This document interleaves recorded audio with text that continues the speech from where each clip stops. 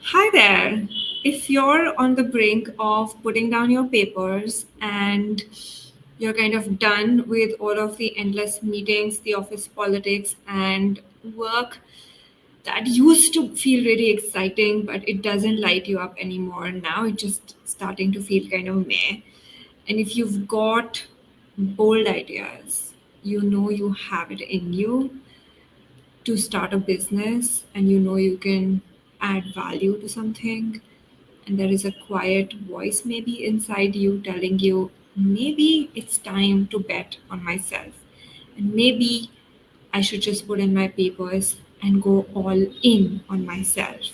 Now, before you take that leap, this episode is for you. Why should you listen to me?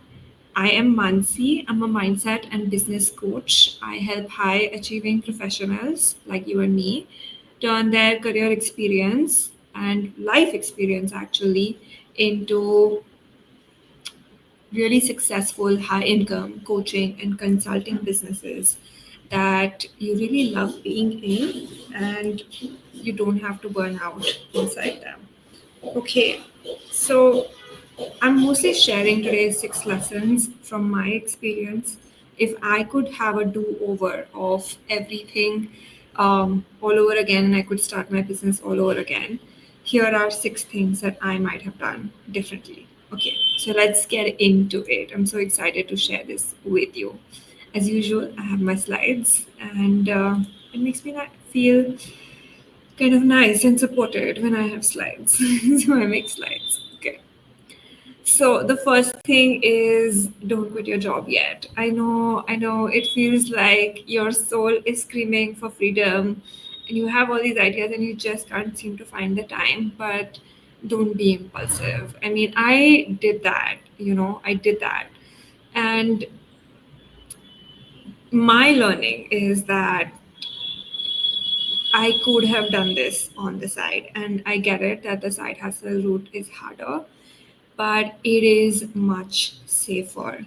So if your job may be quite demanding, or maybe it is you have bad boundaries, more likely, and most people that I see usually just have bad boundaries with work. What do I mean when I say you have bad boundaries? You may be having a hard time telling no to people. Maybe you have a hard time um, dissociating, disconnecting, and switching off from work. Or maybe you just take on extra accountability because you feel like you have to prove yourself and you have to do really quality work and you have to prove yourself all the time. Well, I mean, your job is a job. Let's face it, it is a contract that you signed to give 6 to 8 hours of your time every day and in exchange for money. That's it. So sometimes um, you just need better boundaries. You don't need to put in papers, you just need better boundaries. Or maybe you have great boundaries, but your job inherently is quite demanding. Maybe you're in a banking role or you're in a consulting role, or it just your job demands you to travel a lot. And in that case, I get it. It's really hard to do this on the side, but I would still just suggest that you switch your job instead of going all in and trying to do this on your own or just burning out. Just switch your job to something which is easier to manage, where you can get some space and time to think and to work on your side business. With all said and done, I'll tell you something. It's not the work. It's not like there's a ton of work that needs to get done so that you can have a side income and you can run a side hustle. It's all of the mental drama because you don't have clarity. So it's all the confusion and all the false starts, and you start something but then you kind of lose steam on it, or you make something but you find it hard to ship it out. Like, it's stuff like that which causes all of the spiraling, and you think that that's going to go away when you've quit your job. That's not true. It's only going to amplify itself. All the mental drama is going to amplify itself. So, and on top of it, you'll have the pressure to make it work. On top of it, you will have the pressure to make money. Um, and your mind will kind of drive you crazy. So having a job is a really good thing. It means that you have 6 7 hours of something that keeps you well occupied. and then you can spend the time that you have. And because you'll have less time, you won't spend it overthinking and over analyzing everything and self-doubting yourself. Rather, you can just focus on what needs to be done, do that, take the steps and move forward.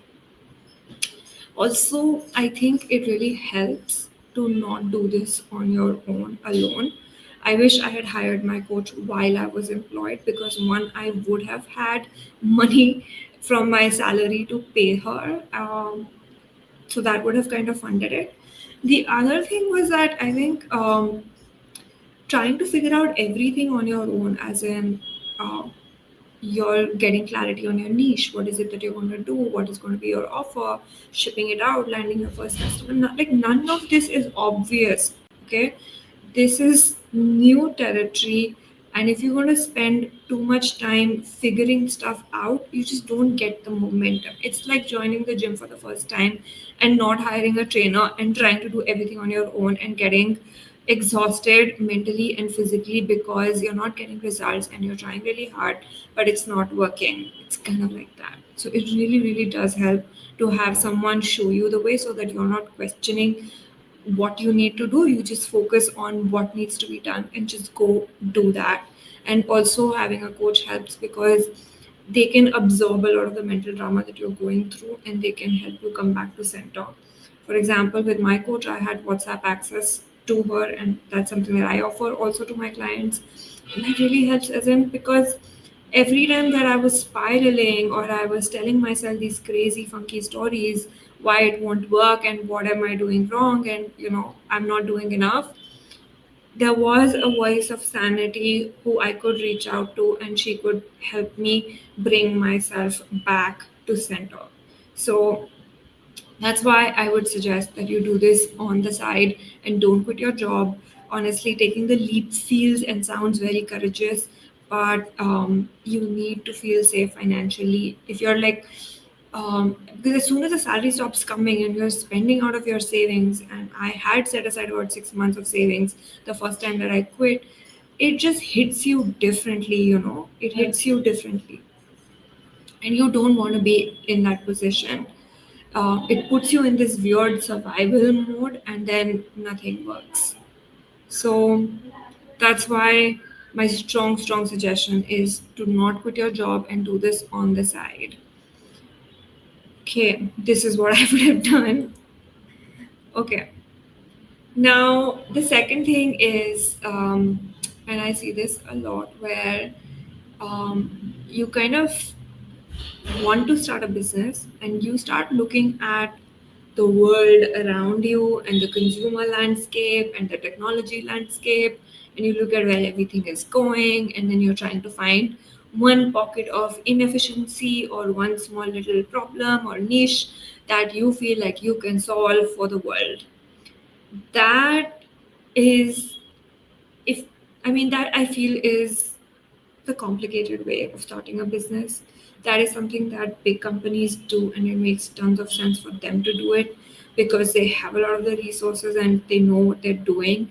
You are on your own, you don't have the capital, you don't have as much time, you don't have as much resources, you don't have, I mean, team. So, what are you thinking? I would just start with what you know already. What problems have you solved for yourself, both at work and in life? And use that as a starting point so that you're not starting from scratch. So you use your existing skills to land freelance or consulting gigs. And look, I'm not saying that freelance consulting is the end game. That is what your business is likely to be.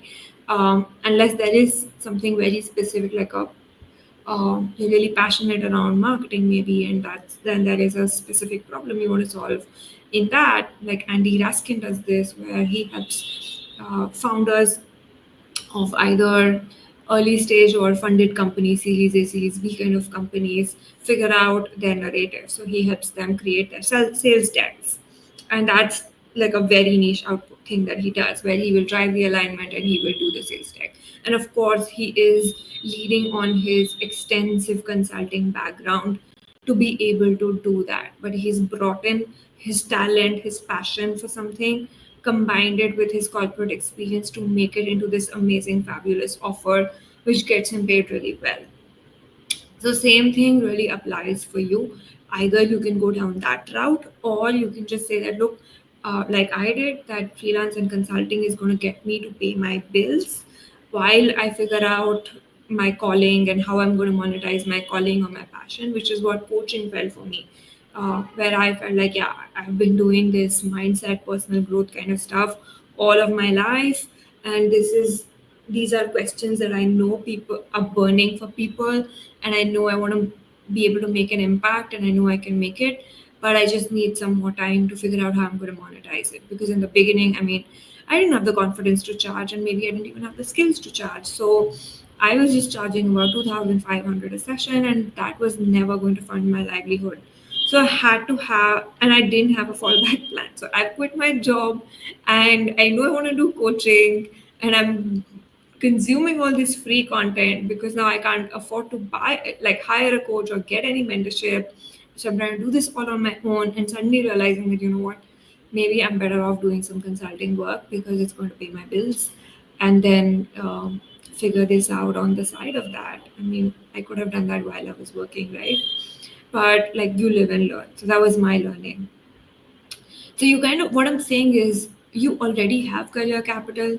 You can use it as a funding engine. You use it to fund resources that you will need, because you, if especially if you're trying to make a drastic career transition like the one that I did. So I knew that I needed to get myself trained on coaching skills. I needed to enroll in programs like that. I needed to figure out how to make money on the internet. So I needed to get coaching or mentoring or some programs around that. And I needed to get better at writing content and getting more visible, understanding how to generate leads. So, all of that kind of stuff, how would I have done it if I didn't have a money source? And consulting was the money source for me. So, your career experience, especially if you have 6 to 8 years of experience, you don't discount it, don't treat it like baggage that you can't wait to get rid of because you hate it so much. Dial into some gratitude. Your job and your career experience is has provided you the safety net, is still continuing to provide for you, and will continue to provide for you, so that you can get the thing that you want to do. So you do what you have to do until you can do what you want to do. This is what Oprah told me, and as in, that's what she said, that's a quote that she has, but that's what I learned from Oprah. Okay. Next is, I cannot speak enough on this topic, which is your money mindset. Your money mindset is going to be the limiting constraint that will decide how fast you grow. You know why? Because every one, it'll determine your pricing, which means you won't feel safe. If you don't feel safe charging people, you'll end up undercharging people, because somewhere that imposter syndrome is kind of working there, and you're like, oh my god, like, who's going to pay me that much money? Is it really worth it? Am I qualified enough? And blah blah blah blah. So you will end up undercharging. Or, and when you undercharge, you will attract clients who are not that committed, who don't want to pay you that much, and therefore you will get really meh random results, and then you'll start to kind of question yourself, and you will waste time questioning your client, questioning your offer, questioning your capability, instead of just dialing in and understanding the value that you provide and charging accordingly, so that you attract the right people who are willing to commit to the work that you're doing. You can go all in with them. You don't have to worry so much about how am I going to pay my bills this month, because you've got this one assignment, which is, like, for me, one client should ideally pay off your bills, monthly bills, so that you're feeling safe. And I cannot stress the importance of safety and nervous system enough, because again, you know this, there's only so much willpower that you have, there's only so much courage that you have. After a while, it's going to go away. What are you going to do? The most boldest people that you feel like, oh my god, they've taken these big risks and they've done these big things, are people who have that much more amount of safety net within. And I'm not talking safety net in terms of money or inherited wealth. I'm talking about how safe you feel, because I know enough people who have inherited wealth but do not inherently feel safe around money. So spending doesn't feel safe for them, investing in programs doesn't feel safe for them, charging money does not feel safe for them.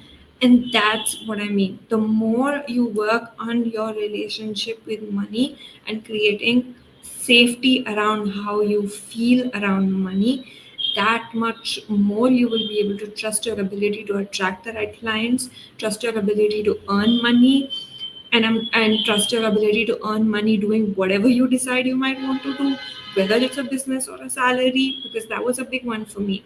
I could trust that the money will come from an employer or a company. I just could not trust that the money will I will attract clients, B2C clients, who will decide to pay me the amounts of money that I wanted to get paid, and that's how I will be able to run my business. But it's been more than a year, actually a year and a half almost, and it's working. It's really working.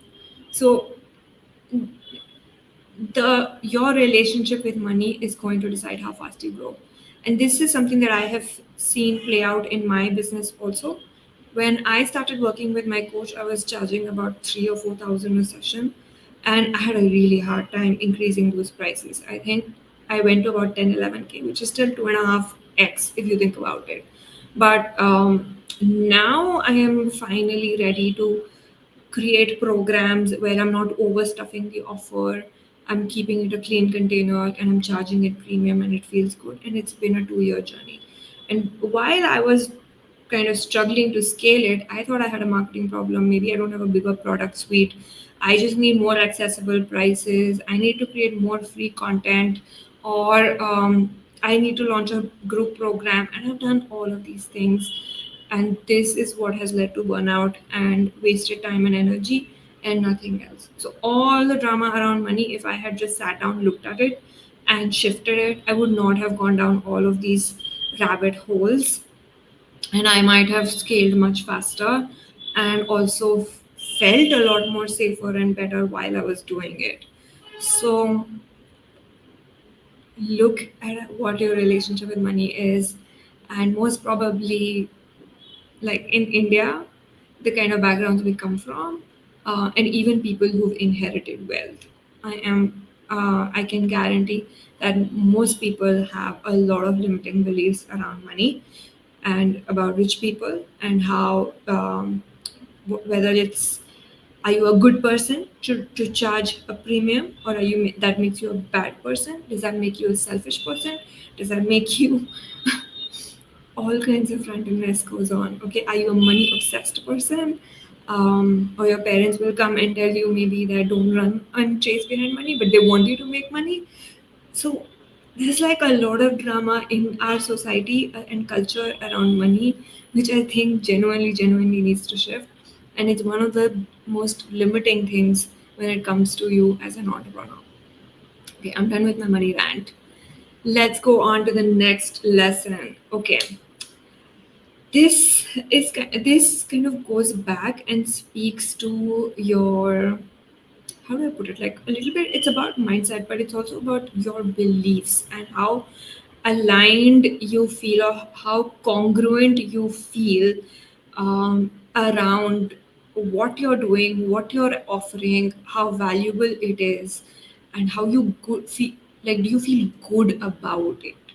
So I'll give you an example of incongruence. Okay, I launched a great offer and I believe it will work, but I am feeling really nervous around the price that I put on it. I'm wondering who's going to pay me that much price.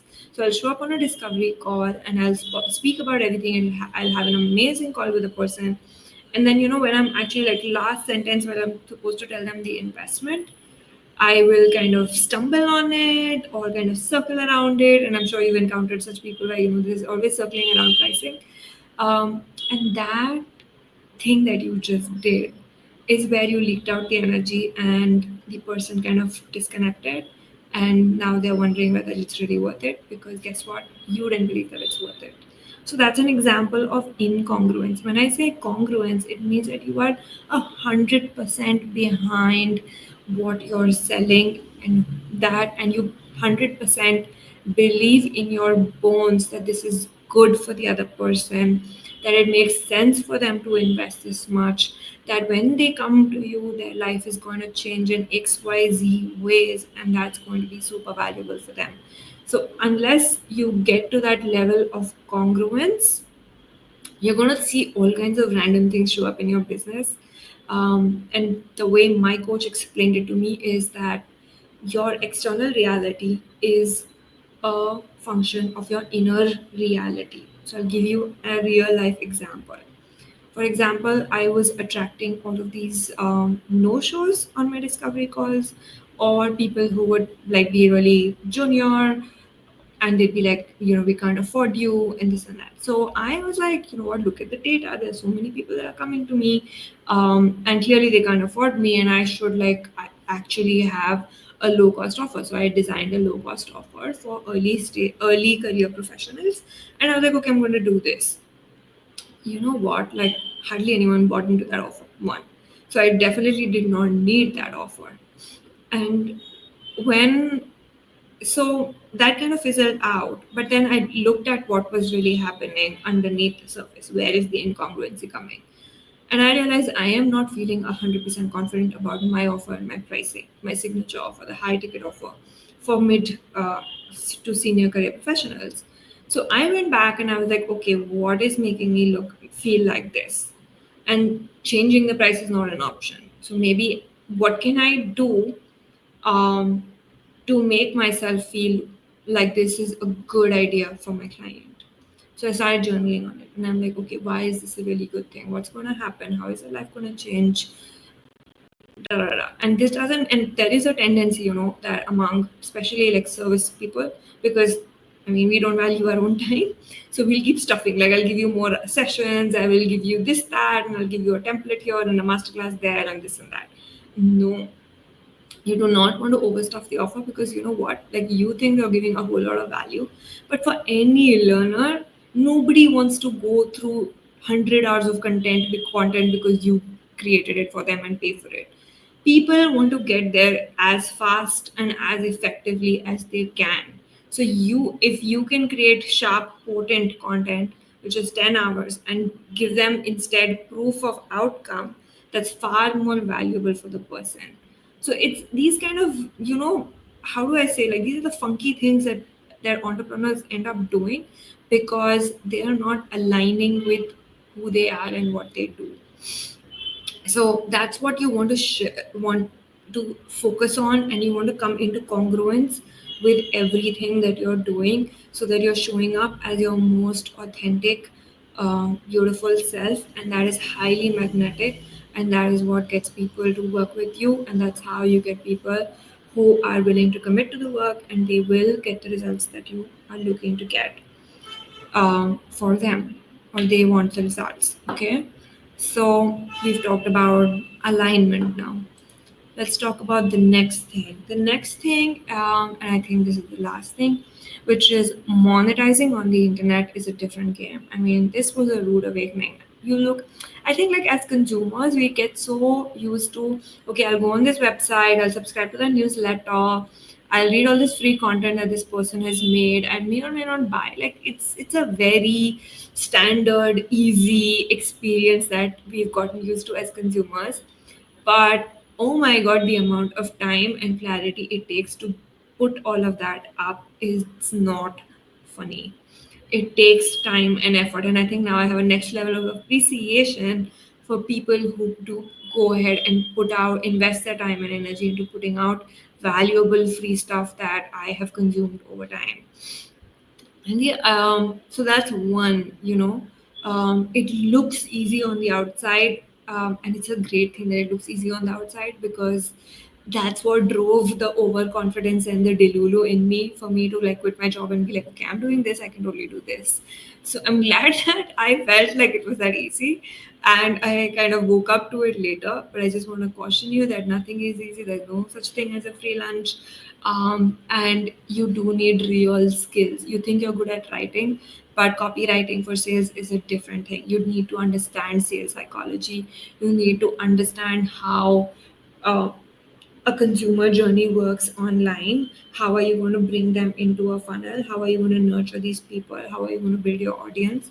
How are you going to earn their trust and and get them to like you and know you so that they want to work with you? And all of this is not taught inside a business school. No Harvard, Stanford online business program is teaching any of this.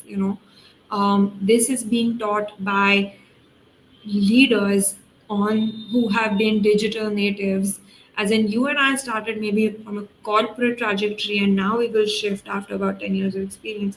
These are people whose careers were born on the internet, so they've been living in this world, and they've been doing this stuff for decades now, and these are the people that you want to learn from. Because these are hard skills, and they're actually, and this is where this, honestly, like if you've ever had this thing that, oh, I wish I had done something technical, because as a general manager I feel like I have no skills and no hard skills, and I don't know what I do. This fixes it. As soon as you learn this aspect of it, whether it is the CRM automation behind it, building a funnel, getting into the sales psychology, convert, you will understand that you have hard skills, and you will feel it'll give you a lot of satisfaction in knowing that you have something valuable to offer. You have the chops to attract a customer and get paid, and you didn't need an employer to give you any money or to employ you or see your value, because you know your value and you are able to communicate it in such a way to earn someone else's trust and deliver value to them and get paid. And there is no better feeling than that. So all I can say is that monetization on the internet is an actual skill stack, and it's not taught in any formal education programs. You have to hire some coaches, some mentorship, some programs to be able to do this and figure it out, because it does take effort and it does take energy and it does take some amount of strategy also. So I mean, yeah, everything is something that you can figure out on your own. It's just about how long it takes, and do you have the energy and the willpower to go through that much failure. Um, because there's tons. I have had my fair share of following a program, launching a program, and then not having anyone enroll inside the program and just giving up somewhere in the middle of a launch after putting in like months and months of effort. That happens. It happens. Okay. And it's a very normal thing. It's not, I realize that I thought I was the only one, but no, it's a very normal thing. Everyone has been through this experience. Okay, finally, final lesson is on mindset, eat strategy for lunch. So you don't need more learning, you need more experimentation. What do I mean by this? I mean that we have this, because we come from formal education programs, we think we need to know the best practices, we've got to consume all the content, we have to understand everything, know everything, and then only when we are ready, everything is perfect, we have the perfect plan, we will start executing. No, it doesn't work like that. You've got to execute and then reflect and learn from it and then iterate, and then keep thinking and planning around it. So the consumption has to be in service of execution, with execution first philosophy, versus your consumption is for the sake of consumption and execution will happen once you reach some nirvana perfection state. um, and final, what I will tell you is that whenever I have made investments, and I have made tens and lakhs of investments, okay, over the last 3 years to build the kind of business that I have, and I don't regret any of them. What I'm saying is that every time that I have invested in a program because I think that that strategy is amazing and it's going to work for me, it has not worked, because everyone has their own signature strategy for success, and I don't know what yours is or what mine is, but you've got to figure out uh, what resonates with you and what is likely to work for you, and you'll only be able to figure it out when you lead yourself and you are willing to try some things and fail at some things and then get the support, instead of just saying, you know what, I'm just going to hire this person and they're going to rescue me and I'm going to follow exactly what they're doing and that's how I'm going to get there. That is, I mean, in this world it does not really work. And every time that, which is why I think every time I have invested in mindset, where I have a coach and who's holding space for me and who's being a mirror for me and who's helping me think through and execute on my own stuff, what they're doing is they are helping me navigate my self doubt. They are helping me develop more self trust so that I can learn and figure things out on my own. Because eventually, that's who you want to become. You don't want to have don't want to have to lean on crutches all of the time. So these were my 6 lessons. Final word, this journey is going to be messy, but it's going to be worth it. All I can say is slow is good. Don't fall for the hyper growth hacks, because the people who are promising the hyper growth, trust me, it's not their first business, it's not their first rodeo. They have put in their reps, they have failed at 2, 3 businesses, and now they're teaching you the strategy that totally works.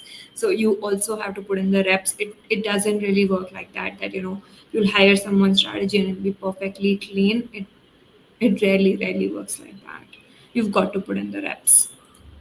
Okay.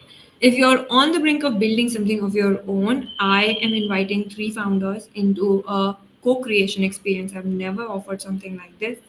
But because I'm in this phase of building systems into my business, I believe I have something very unique to offer in this time window. I believe I can help someone build their business along with them, which is kind of step by step. It's like a little bit of done with you plus plus, where you get really behind the scenes of what I am doing and you get access to that and you kind of start to adapt it for yourself. So if you're someone who is ready to go all in and you want this high touch, high proximity kind of support on business building in your pocket, now's the time. You can apply. So in 6 months, this is what you can expect. You're going to have a signature offer suite, which helps you make about 3 to 5 lakhs a month, which is a very comfortable number to be in when it comes to living in India. Your website and sales page copy done, deployed. Your lead gen system. ChatGPT has been a game changer for me, and I share all the ways that I use it, and how I use AI to manage everything solo, even at the income level that I have, and access to every template and workflow that I'm using in my own business. We will meet twice a month. You will have unlimited asynchronous support, which means WhatsApp, collaborative documents on Google Docs, and all the stuff. So if you are excited by this program, and it's a one-time opportunity, I'm never going to run this again, because this is about me really fine-tuning my process so that I can create a program that can be self-consumable later. So if you want to be my guinea pig, my partner in crime, my co-creator, this is the time. Come join, DM me all in, and let's do this. So excited. Thank you for listening to me, and I'll see you around.